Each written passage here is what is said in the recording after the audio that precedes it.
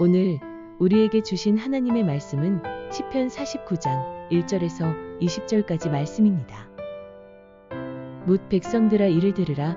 세상의 거민들아 모두 귀를 기울이라. 귀천 빈부를 막론하고 다 들을지어다.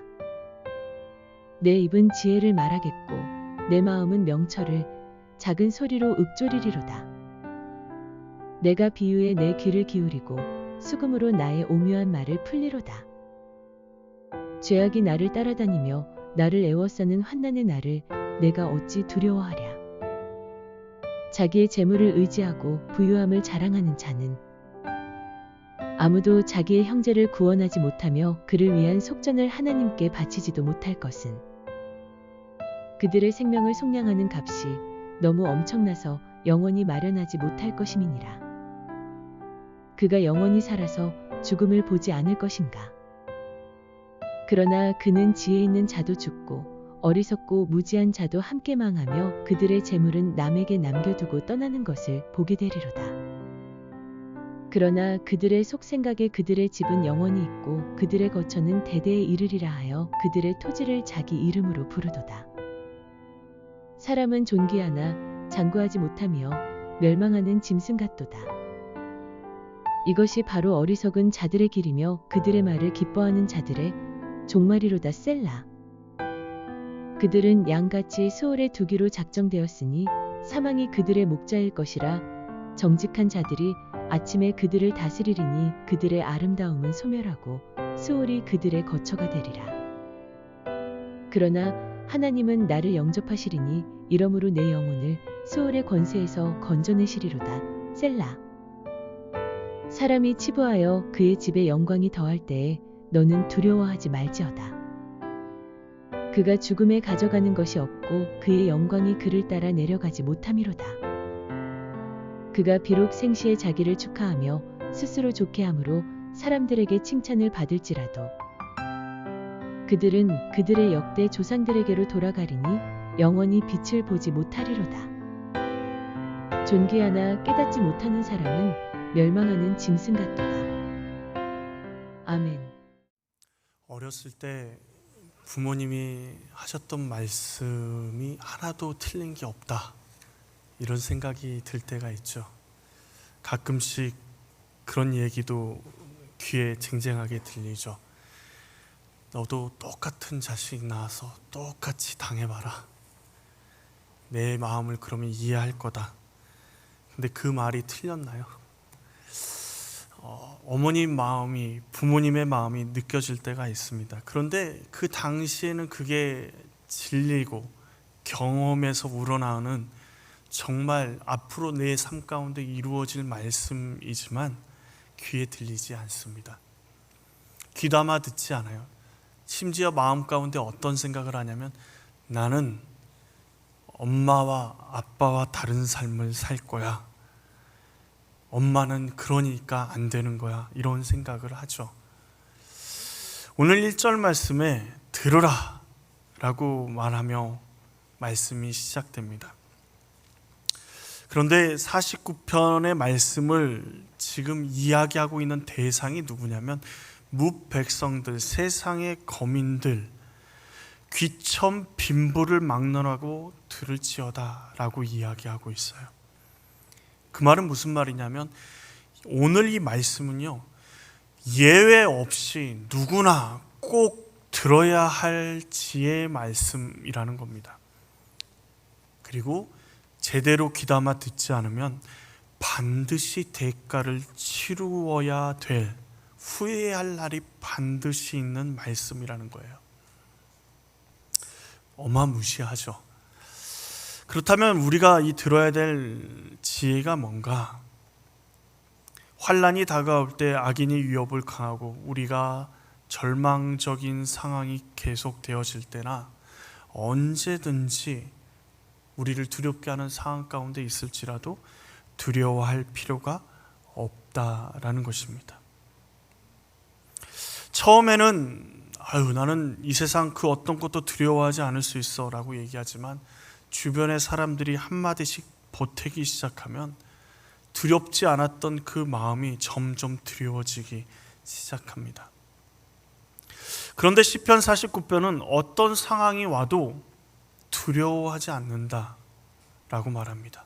악인이 따라다니며 괴롭게 하고 내 모든 상황을 다 막고 내 앞길을 다 막아서 내가 어떻게 살 수 없을 만큼, 숨이 제대로 쉬어지지 않을 만큼 우리의 모든 상황들을 막을 때에도 이 시편 49편의 고백은 뭐냐면 내가 어찌 두려워하랴 입니다. 내가 어찌 두려워하랴. 그냥 그 상황을 무시하는 게 아니라요, 모든 상황이 아무것도 아닌 것처럼 그것들 때문에 내가 두려워할 이유가 없다라고 말하고 있는 겁니다. 오히려 이렇게 질문하죠. 왜 두려워해야 되는데? 라고 질문할 수 있는 겁니다. 그렇다면 돈도 권력도 명예도 세상의 강력한 힘들 앞에서도 내가 두려워할 이유가 없다라고 고백할 수 있는 이유가 무엇입니까? 그 첫 번째 이유는요, 세상이 가진 힘은 한계가 있기 때문에 그렇습니다. 세상의 힘은요, 명확한 한계가 있습니다. 생명을 살 수가 없어요. 돈이면 다 된다라고 세상은 말합니다. 예를 들어서 지금 큰 병을 얻어서 서울의 큰 병원을 예약을 하면 얼마나 기다려야 될까요? 일주일이요? 2주일이요? 심한 사람은 몇 개월, 6개월, 어떤 유명한 명의라고 소문난 의사에게 진료를 받기 위해서는 어떤 경우는 1년이 더 걸릴 때도 있습니다. 기다리고 있는 사람이 많기 때문에 순서를 기다려야 하기 때문에 그렇죠. 그런데 기다리지 않고 다이렉트로 진료를 받을 수 있는 방법이 있죠. 어떻게 하면 됩니까? 돈을 쓰면 됩니다. VIP 병동에 들어갈 수 있도록 기부하고 그리고 진료를 받으면 되죠. 우리나라 진료를 안 해주겠다고 하면 미국의 유명한 병원에 가서 진료를 받으면 됩니다. 그런데 돈으로 유일하게 할 수 없는 일이 있어요. 뭐죠? 생명을 살 수가 없습니다. 돈이 아무리 많아도요, 죽음 앞에서는 아무런 의미가 없습니다. 여러분, 보물 1호가 뭐세요? 보물 1호가 가장 소중히 여기는 게 무엇입니까? 자녀가 될 수도 있고요, 어떤 물건이 될 수도 있고, 어렵게 마련한 집이 될 수도 있겠죠. 그리고 세상에서 가장 부러운 사람이 누구십니까? 어떤 사람이 가장 부러우신가요? 보물 1호와 가장 부러운 사람을 떠올릴 때 딱 한 가지를 이야기하면 모든 게 의미 없어집니다. 뭐죠? 당신 내일 죽을 거야. 그 말 한마디에 지금 내가 보물 1호로 애지중지 여겼던 집도, 차도, 심지어 자녀들도요, 어쩌면 내 죽음 앞에서 의미가 없어집니다.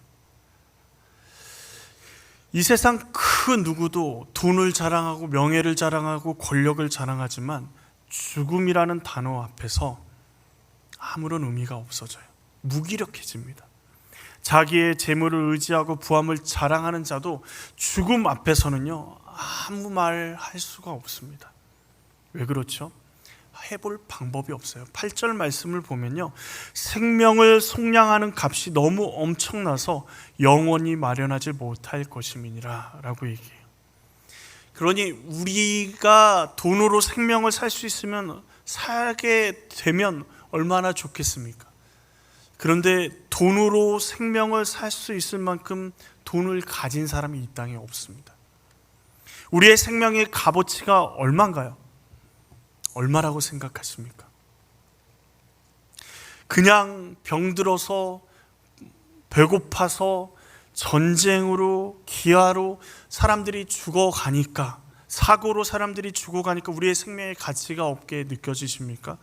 그런데 우리의 생명의 가치를 따지면 오늘 우리가 알고 있는 성경의 말씀을 보면 알 수 있습니다. 우리의 생명을 살리기 위해서 누가 오셨죠? 예수님이요. 예수님이 오셔서 십자가에 달려 죽으심으로 우리에게 영생을 선물로 주셨습니다. 지금 우리가 가진 우리의 생명의 가치는 누구입니까? 예수 그리스도입니다. 예수님이 어떤 분이시죠? 하나님의 독생자라고 얘기하고 하나님 그분 자체이십니다. 우주 만물을 소유하신 분이 우리의 생명을 살리기 위해서 이 땅에 인간의 몸을 입고 오셨습니다. 그렇다면 우리의 생명을 감히 우리 푼돈, 우리가 가지고 있는 이 세상의 가치로 판단하고 평가할 수 있겠습니까? 감당할 수 없는 일이에요. 보통의 인간의 생명으로도 치를 수가 없는 소중한 것입니다. 그런데 그 힘을, 그 생명은 예수 그리스도로만 우리가 가치를 얻을 수 있고 그 생명을 얻을 수 있는데, 세상의 것으로, 돈으로, 명예로, 권력으로 그것들을 차지하려고 하고 방법을 해결하려고 하니까 방법이 없죠. 죽음이라는 그 강을 도저히 건너갈 수가 없습니다. 가지고 갈 수 있는 게 아무것도 없어요. 세상에서 누렸던 부귀영화 가져갈 수 있습니까? 없습니다. 세상에서 누렸던 존경과 사랑 가져갈 수 있습니까? 없습니다. 그래서 사람들이 생각하는 방법이 뭐냐면 죽음을 생각하지 않는 거예요. 마치 영원히 살 것처럼 살아갑니다. 죽음이라는 이야기가 나와 전혀 상관없는 이야기인 것처럼 살아가요. 직면하지 않고 피합니다. 그런데 이 지점에서 세상 사람들과 믿음의 사람들의 차이가 드러납니다. 세상 사람들은요, 죽음을 외면하지만 믿음의 사람들은 죽음을 직면합니다.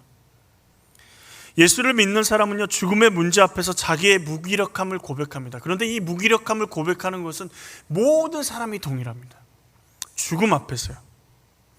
죽음이 바로 코앞에 왔을 때 사람들의 고백은 전부 다 느끼는 감정은 다 똑같습니다. 세상의 권력을 누리고 부귀영화를 누리고 돈을 어마어마하게 쌓아놓고 있어도요, 죽음이 내 눈앞에 있을 때 자신이, 사람들이 느끼게 되는 무기력함은 누구나 고백할 수밖에 없는 것이죠. 그런데 그리스도인들은 그 죽음 앞에서 무엇을 고백하죠? 예수님의 은혜와 사랑을 고백합니다. 죽음을 직면하고 있는 지금 이 순간, 하나님께서 예수님을 통해서 우리에게 주신 영생이 얼마나 큰 은혜이고 선물인지를 깨달으며 죽음 앞에서 찬양합니다. 지금까지 지내온 것 주의 크신 은혜라. 그 고백을 어디서 해요? 숨질 때도 할 수 있게 되는 겁니다. 그리스도인에게 죽음은요, 하나의 관문일 뿐입니다. 그 이상도 그 이하도 아닙니다. 왜냐하면 예수님으로 말미암아 우리는 이 땅에서부터 영생을 살아가고 있기 때문에 그렇습니다. 영생은 믿음의 사람들이 세상에서 환난을 당해도, 고난을 당해도, 심지어 죽음 앞에서도 두려워하지 않을 수 있는 우리의 이유가 됩니다. 주님이 예수 그리스도로 말미암아 받은 영생이 우리의 힘과 능력이, 두려워하지 않을 수 있는 믿음의 능력이 될 수 있는 것입니다. 세상 사람들은요, 죽음을 극복하기 위해서 또 한 가지 생각하는 방법이 뭐냐면, 죽음을, 자기가 죽지 않을 수는 없잖아요. 그래서 무엇을 생각합니까? 자기가 죽은 후에도 사람들의 뇌리 속에 기억에 남을 수 있도록 무엇인가를 남기고자 합니다. 그래서 죽고 없을 세상을 위해서 철저하게 준비해요. 그런데 그게 무슨 의미가 있습니까? 11절 말씀에 그러나 그들 속 생각에 그들의 집은 영원히 있고 그들의 거처는 대대에 이르리라 하여 그들의 토지를 자기 이름으로 부르도다. 죽음 이후를 잘 준비하면요, 사람들의 존경과 사랑 가운데, 안타까움 가운데 죽음을 맞이할 수 있습니다. 그가 남긴 재산과 명예와 권력은요, 자신의 후대에 계속해서 물려질 수도 있겠죠. 그리고 죽음 후에도 사람들이 그의 죽음을 안타까워하며 마음 아파할 것입니다. 그러나 영원히 남는 이름이 있습니까? 죽는 순간부터 사람들 사이에 잊혀지기 시작하는 겁니다. 그리고 가장 중요한 것은 정작 자신이 죽은 후에 사람들에게 뚜렷이 기억되고 그리고 많은 것들이 그의 유산으로 남겨진다고 해서 그에게 닥친 죽음의 문제가 해결이 됩니까? 되지 않습니다. 이런 죽음의 문제를 해결하지 못하는 사람에 대해서 12절은 이렇게 정의합니다. 사람은 존귀하나 장구하지 못하며 멸망하는 짐승 같도다. 사람이 존귀합니다. 인간의 존엄성을 이야기하며 존귀한 존재라고 이야기합니다. 그런데요, 죽음의 문제 앞에서 그 존귀함을 가지고 받자 아무것도 아닌 멸망하는 짐승과 같은 똑같은 죽음을 맞이하는 아무것도 아닌 존재일 뿐이라는 겁니다. 예수님 없는 죽음은요, 사람이나 짐승이나 다를 바가 없습니다. 예수님이 없이 누리는 부귀영화의 결론도 동일합니다. 그런데요, 그리스도인들이 어디에 자신의 이름을 새깁니까? 하나님 나라에 자신의 이름을 새깁니다. 하나님 나라에 가면요, 수많은 사람들의 이름이 별처럼 빛날 때 그 사람들의 이름을 보면서 그 사람의 면면을 보면서 아마 깜짝들 놀라실 거예요. 왜요? 우리가 알고 있는 믿음의 거장이라고 이야기하는 사람들, 믿음의 사람들이라고 이야기하는 사람들, 어쩌면요, 그 별들의 이름 가운데, 그 새겨진 이름 가운데 많이 없을 수도 있거든요. 이 땅에서 부귀영화를 추구하며 이 땅에서 떵떵거리며 잘 살면서 하나님도 잘 믿고 잘 살아서 사람들의 뇌리에 기억에 남아있는 이름일지 모르지만, 정말 하나님 나라의 이름이 새겨지는 이름은 하나님만 바라보고 하나님 앞에 자신의 삶을 내어드리고 예수 그리스도로 죽고 예수 그리스도로 살아내는 그 사람, 하나님의 나라에 자신의 이름을 새긴 그 사람이 그 나라의 별처럼 빛나는 이름이 될 줄로 믿습니다. 세상의 강력한 힘들 앞에 우리가 두려워하지 말아야 되는 두 번째 이유는요, 결론이 다르기 때문에 그렇습니다. 세상의 힘을 의지하며 살아가는 사람과 그리스도인으로 예수 그리스도를 영접하며 믿고 살아가는 사람과 결론이 다릅니다. 세상의 힘을 의지하는 사람의 목자는 누구죠? 세상의 힘을 의지하고 살아가는 사람의 목자는 14절에 말하는 것처럼 사망이 그들의 목자입니다. 그들의 거처는 어디가 됩니까? 스올이 됩니다. 세상에서 자신의 힘을 과시합니다. 자신 마음대로 자신의 뜻대로 살아가는 것처럼 기뻐하며 사람들에게 얘기합니다. 내 힘으로 안 되는 게 어디 있어? 내 능력으로 안 되는 게 어디 있어? 라고 당당하게 이야기합니다. 그런데 그들이 자신이 원하는 대로 살아가는 것처럼 보이지만, 자신의 뜻대로 살아가는 것처럼 보이지만 자신의 욕망과 사망의 생각이 동일하기 때문에 아무 거침이 없는 거예요. 어떻게 할 수 있죠? 우리가 예수 그리스도를 구주로 영접하고 주의 말씀대로 살려고 할 때 어떤 일들이 일어납니까? 얼마나 힘든지 몰라요. 내가 주님 앞에 예배를 드리려고 예배의 자리에 나오는 것, 그렇게 결단하며 나오려고 할 때 얼마나 많은 일들이 생깁니까? 얼마나 많은 것들을 내려놔야지 그 일들을 하나님 말씀에 순종하며 살아갈 수 있습니까? 그런데 세상 사람들이 내 뜻대로 내 마음대로 내가 즐기고 싶은 거 즐기고 먹고 싶은 거 먹고 내 생각대로 살아간다라고 이야기할 수 있는 이유는 뭐예요? 그들의 목자가 사망이기 때문에 그렇습니다. 분명한 사실은 자신의 뜻대로 살아가는 것처럼 생각되어지지만 사망이 인도하는 길대로 가는 겁니다. 넓고 좋은 길, 평안하고 그리고 많은 것들을 얻을 수 있고 누릴 수 있는 길. 그런데 분명한 것은 사망과 함께 그들이 가고 있는 곳은 어디예요? 스올. 사망의 거처인 스올, 지옥이 그들의 거처라는 것입니다. 예수님 없는 그들의 아름다움, 그들이 누린 부귀영화, 그들이 누렸던 권력, 사람들의 존경, 사람들의 환대 모두 소멸해버리고 그들의 고향, 그들의 거처가 되는 스올이 최종 목적지가 된다라는 것입니다. 그에 비해 동일한 상황 가운데, 아니면 어쩌면 더 처참한 상황 가운데 있을 수도 있고요. 하나님 말씀대로 살기 위해 몸부림치며 자신을 쳐서 복종시킨다고 하는 바울의 고백처럼 내 몸을 쳐서 하나님 앞에 드리기 위해 최선을 다하는 주님의 사랑하는 자녀들, 그들의 목자는 누가 되십니까? 우리 예수님이 되십니다. 또한 예수님이 어떻게 하세요? 우리를 영접하셔서 스올의 권세, 지옥의 권세, 사망의 권세에서 하나님의 나라로 인도하십니다. 하나님께서 영접하신대요.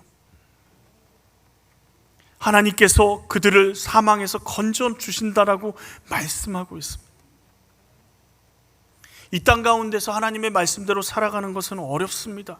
왜냐하면 이 땅의 사망 권세가 지금 주인 노릇하는 이 땅 가운데서 하나님의 통치 가운데 살아가는 그 순간순간이 어쩌면 절벽을 마주하고 어쩌면 큰 산과 같은 일들을 마주하면서 어려움에 허덕허덕 될지 모릅니다.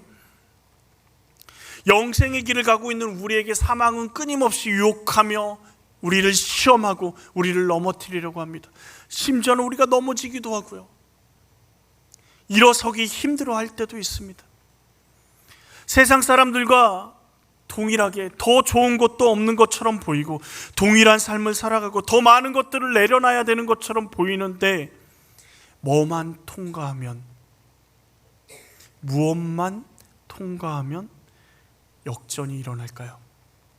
세상 사람들이 그렇게 두려워하는 죽음을 통과하기 시작하면 우리의 그 고난의 삶이, 주님을 위해서 살려고 몸부림쳤던 그 순종의 삶이 영광의 삶으로, 영광의 시간으로 드러나게 될 줄로 믿습니다. 15절 말씀에 하나님께서 영접하시고 건지신다라고 말씀하십니다. 여기에 우리 인생의 죽음을 이길 수 있는 답이 담겨져 있습니다. 사람들은 자기의 힘으로 모든 일을 극복하려고 합니다. 자아를 실현해야 된다, 나약한 사람만이 다른 것을 의지한다라고 이야기들 합니다. 그런데 정말 어리석은 모습입니다. 왜요? 사람들이 보기에는 뛰어난 것처럼 보입니다. 자기 자신을 찾기 위해서 돌을 닦고 있는 힘을 다해서 공부하고, 그리고 자기 자신을 찾아가며 인생의 정답을 찾으려고 노력하는 그 모습이 정말 대단하다라고 이야기하지만, 그 노력은 가상하지만 그 모습은 정말 어리석은 모습입니다.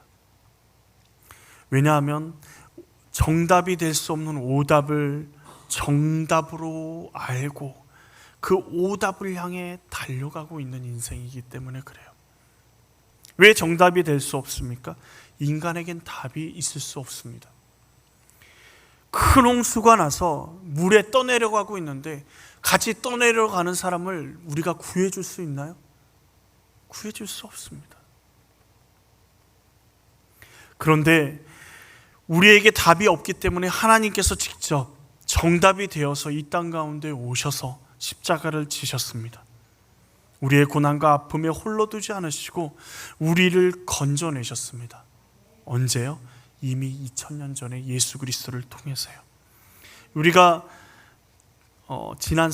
지난주 월요일부터 수요일까지 예수님 누가복음을 따라서 그 땅을 같이 함께 보지 않았습니까?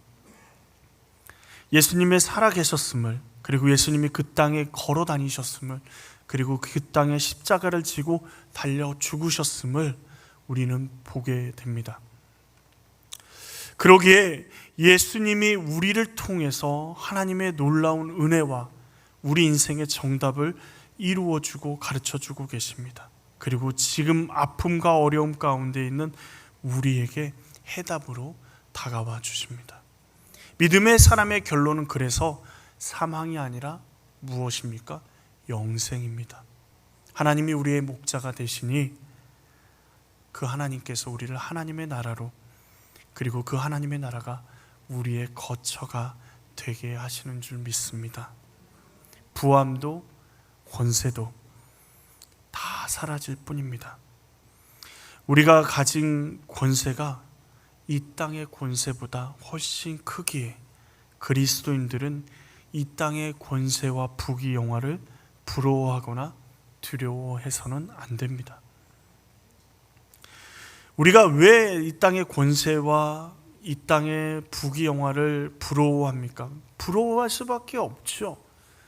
나는 가진 게 없는데 아무렇지 않게 가진 것을 자랑하며 살아가는 그들이 우리 마음 가운데 우리의 연약함 때문에 부러움으로 다가올 때가 있습니다.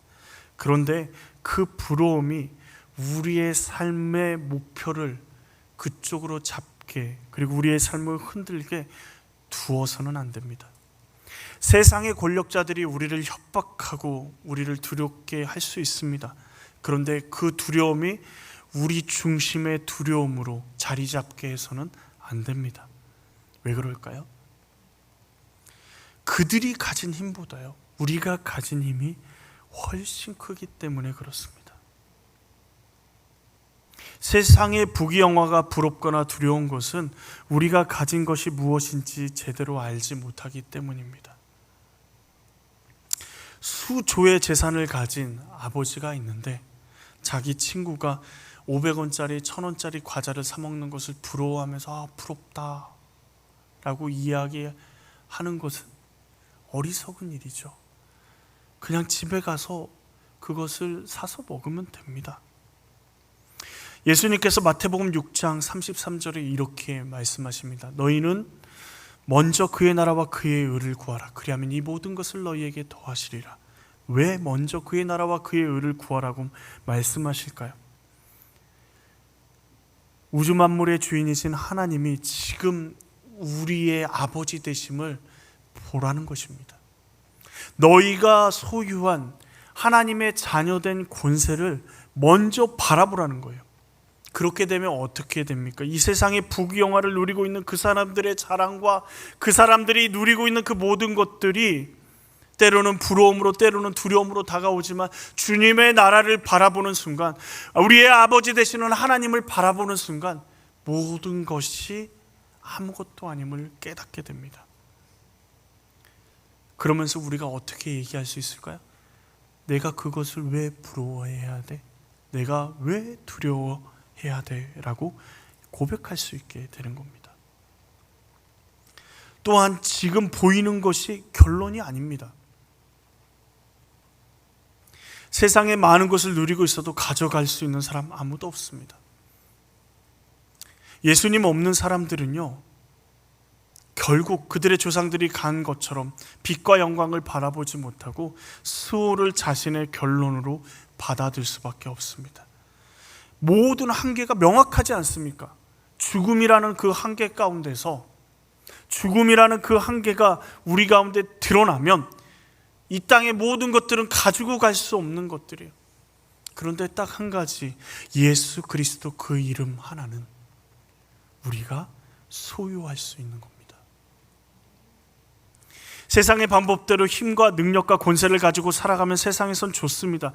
그런데 결론이 지옥이면 그 힘과 권세가 나중에 그 지옥에서 그 결론을 받아들이는 상황에서 후회로만 남지 않을까요? 이렇게 생각할까요? 지옥에 가서 내가 세상에서는 떵떵거리며 잘 살았어, 그때가 좋았지, 이렇게 생각할까요? 그때 그렇게 살면 안 됐었어. 그때 그런 것들을 선택했으면 안 됐었어. 그때 내 친구가, 내 부모님이 나에게 예수 그리스도를 전했을 때 그때 붙잡았어야 됐어. 내가 멸시하고 천대했던 나사로가 나에게 예수님의 사랑에 대해서 말할 때 그때 내가 그것을 붙잡고 그에게 자비를 베풀었어야 돼. 그때 예수님 앞에 나아갔어야 돼 라는 후회만 남지 않을까요? 우리는 주의 말씀을 들어야 합니다. 20절 말씀을 보십시오. 존귀하나 깨닫지 못하는 사람은 멸망하는 짐승과 같대요. 우리는 존귀합니다. 모든 사람은 존귀합니다. 하나님이 존귀하게 만드셨습니다. 하나님의 형상을 따라 만드셨습니다. 그러나 깨닫지 못하는 사람은요, 짐승과 다를 바가 없다라는 것입니다. 그러면 어떻게 깨달아야 될까요? 3절 4절 말씀을 우리 같이 한번 읽어보겠습니다. 3절 4절입니다. 내 입은 지혜를 말하겠고 내 마음은 명철을 작은 소리로 읊조리리로다. 내가 비유에 내 귀를 기울이고 수금으로 나의 오묘한 말을 풀리로다. 입, 마음, 귀, 수금, 내가 할 수 있는 모든 것을 가지고 하나님의 지혜의 말씀에 반응하고 깨닫는 그것을 가지고 하나님을 찬양하는 자리로 나아가겠다라는 것입니다. 그렇게 해야 된다는 거예요. 우리의 입술에 하나님의 지혜가 계속해서 읊조려지고 선포되어지고 묵상되어지고 그 진리의 말씀인 비유들이나 오묘한 말이 하나님의 지혜로 우리 가운데 새겨지고 반복되어지고 찬양하고 선포되어질 때 그 지혜의 말씀이 우리의 삶 가운데 영향력을 미치고 그 지혜의 말씀을 통해서 깨닫고 주님과 동행하며 살아갈 때 결론은 어떻게 될까요? 하나님의 나라를 소유한 사람이 될 것입니다. 우리가 세상 가운데서 두려워하지 않을 수 있는 방법은 우리가 뛰어나서 잘나서 우리가 권력을 가지고 있어서 돈을 많이 가지고 있어서가 아닙니다. 세상을 두려워하지 않을 수 있는 것은 우리가 세상에 그 무엇보다 그 누구보다 많은 것을 소유하고 있어서가 아닙니다. 예수 그리스도가 우리 안에 계시기에 영생을 삶을 살아가는 우리이기에 우리는 그 어떤 것도 두렵지 않는 것입니다. 한계가 명확한 세상의 것들을 가지고 자랑하지 마십시오. 내가 조금 더 많이 가지고 조금 더 남보다 더 앞서 나갈 수 있습니다. 그러나 하나님은 우리를 공평하게 하셨습니다. 무엇 앞에서요? 사망 앞에서요. 단 하나 예수 그리스도를 구주로 영접한 그 사람만이 그 어떤 상황들 가운데서 담대하게 두려워하지 않을 수 있게 되는 것입니다. 우리 복음사랑교회 모든 성도들 어떤 상황들에 처해 있든지 어떤 환경 가운데 있든지 두려워해야 되는 거야? 내가 왜 두려워해야 하지? 내가 왜 부러워해야 하지?